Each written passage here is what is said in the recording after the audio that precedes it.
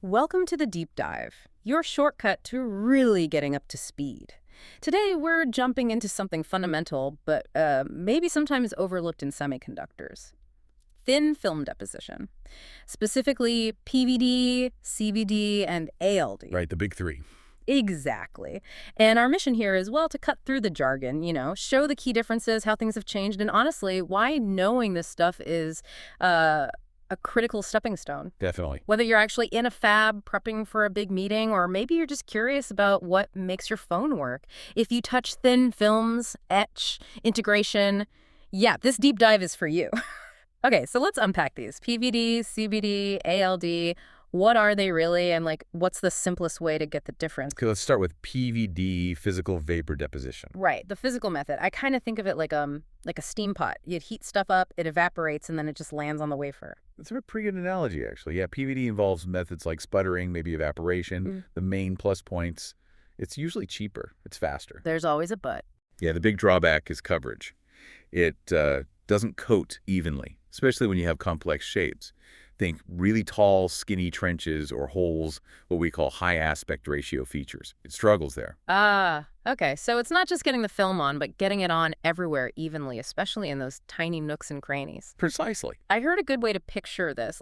PVD is kind of like spraying water with a garden hose. It's fast, covers the surface, but you're going to get puddles and dry spots, especially if the surface isn't flat. That works, yeah. Uneven. Okay, so then we move to CVD. Chemical vapor deposition. The chemical part sounds important here. It is. Very. With CVD, you're not just physically moving material. You're actually using chemical reactions with gases right at the wafer surface to form the thin film. Okay, so it's reacting on the wafer. Exactly. And you've got different types, like LPCVD low pressure, often higher temp.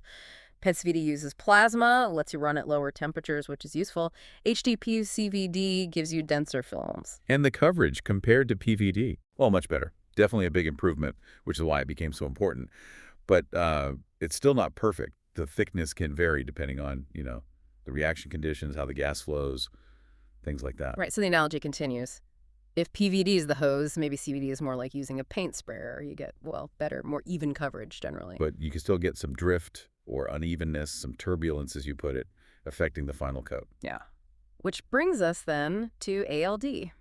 Atomic layer deposition. This one sounds precise. It really is. It's kind of the peak of precision in deposition. You're literally building the film up one atomic layer at a time, maybe just a few atoms thick per cycle. Wow, one layer of atoms. Yeah, its huge advantages are, well, incredibly high uniformity, even on the craziest shapes, and super precise control over exactly how thick the film is. How does it do that?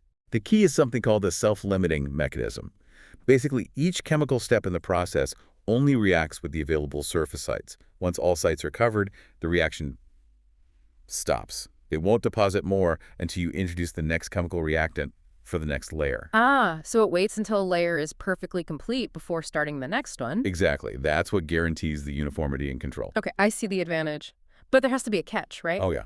The catch is it's slow, really, really slow compared to PVD or even CVD. Makes sense. Building atom by atom takes time. So the final analogy, PVD is the hose, CVD is the sprayer. And ALD is like using an eyedropper. Yeah. Incredibly precise, one tiny drop, one layer at a time. Got it. Hose, sprayer, eyedropper. That helps. But, okay, here's where I think it gets really interesting. Why this big shift? PVD used to be king, but now ALD seems almost indispensable. What happened? Well, it's really about how the chips themselves evolve. You can think of it like generational positioning for these technologies. PVD, yeah, it was the workhorse early on. Up to simpler stuff. Exactly. Lower aspect ratios, bigger features, older technology nodes. And it's still vital today, don't get me wrong. For things like barrier layers, seed layers for plating, general sputtering, it's absolutely used. Okay. Then CVD came along, became a really major player maybe 10 years ago, give or take. You saw it used everywhere. Interconnects, isolation layers, barriers, lots of critical stuff where PVD just wasn't cutting it anymore for coverage. Right, better coverage needed. But the real revolution, the thing that just made ALD explode, was the move to 3D structures. Think FinFET transistors, then gate-all-around, and especially 3D NAND flash memory. Ah, the 3D-ification of chips, going vertical. Precisely. Suddenly, you weren't just coating flat surfaces. You were trying to deposit perfectly uniform films deep inside incredibly tall, narrow, complex structures. Imagine trying to paint the inside walls of hundreds of microscopic skyscrapers stacked together perfectly evenly. Yeah, the hose and sprayer aren't going to work well there. Not a chance. You need that eyedropper. You need that self-limiting, layer-by-layer perfection. When your features are down below 10 nanometers, or you're stacking hundreds, literally hundreds, of layers in 3D NAND, ALD isn't just nice to have. It's pretty much essential, almost indispensable, like you said. Wow. Okay, so the chip design itself basically demanded ALD. You could say that, yeah. The physics demanded it. So let's bring this back to the listener. What does understanding all this mean for you? How does knowing the difference between a hose, a sprayer, and an eyedropper actually help someone in their job? Okay, good question. Let's take process or equipment engineers working in the fab. Yeah, boots on the ground. Right. If you're troubleshooting a deposition problem, maybe you're seeing defects like pinholes or just bad, uneven coverage, knowing the type of deposition gives you a huge head start. House. Well, if you see poor coverage in a really tight, deep trench, and you're using, say, a PVD process, you immediately suspect the physical line-of-sight limitation of PVD. If it was ALD, you'd think differently, maybe about precursor delivery or surface contamination, because ALD should give perfect coverage due to that self-limiting nature. Ah, so it helps narrow down the potential causes much faster? Exactly.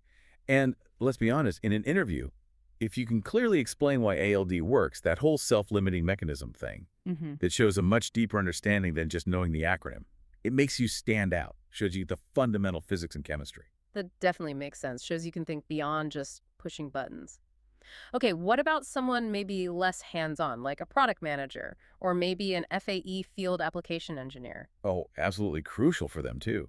Understanding these process trends, like the shift towards ALD for advanced nodes, lets them explain why their company's new tool or new material or new chip design is necessary. Right, they can articulate the value proposition better. Precisely. They can tell a client, look, you're moving to this 3D structure. You need the kind of conformality only ALD can give, and our solution does it better because it connects the technology directly to the customer's problem and need. Okay, so it's about framing the why. Yeah. And even for more general roles, failure analysis, tech sales, honestly, more and more companies across the semiconductor ecosystem want people who understand the core processes. Knowing this stuff is just becoming a broader career asset. It's not niche knowledge anymore. So bottom line, this isn't just trivia. It's actually strategic knowledge. It's about finding your own, stepping stone to get ahead in this industry. Well said. We've covered a lot of ground here. It's really quite a journey, isn't it? From the sort of brute force of PVD to the incredible finesse of ALD that's enabling today's tech. It really is fascinating how even these established technologies keep evolving, which maybe leads to a final thought for you listening. Given how fast everything changes, even these deposition techniques, what stands out to you? How might understanding these subtle, nuanced differences between PVD, CVD, and ALD give you a new perspective, maybe even an edge, in this incredibly fast-paced tech world? Something to definitely think about. We hope this deep dive has sparked some ideas and encourages you to keep exploring the amazing world of technology.